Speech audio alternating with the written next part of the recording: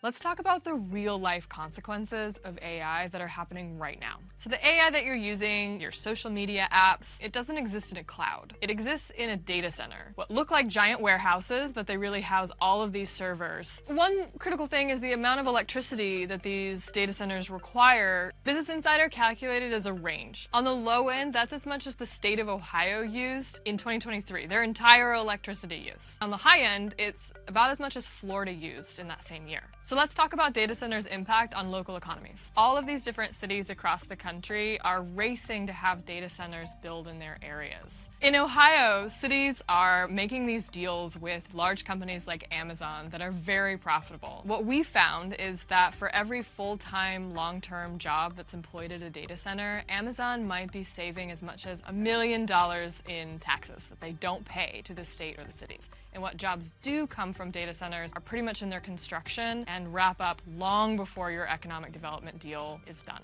And data centers are also contributing in major ways to air and water pollution. Because of data centers' skyrocketing electricity demand, a lot of utilities are starting to say, we can't meet this demand without relying more and more on fossil fuels. So this is causing more and more air pollution. The power generation for these data centers could contribute $5.7 to $9.2 billion of annual public health costs, in numbers of hundreds of thousands of additional asthma cases that can be wheezing, tightness of the chest, difficulty breathing, and can be hundreds of additional deaths each year. And what is it like living next to these giant data centers? So these residents are living right next to these industrial facilities that are running 24/7, and they're making this really ominous drone noise.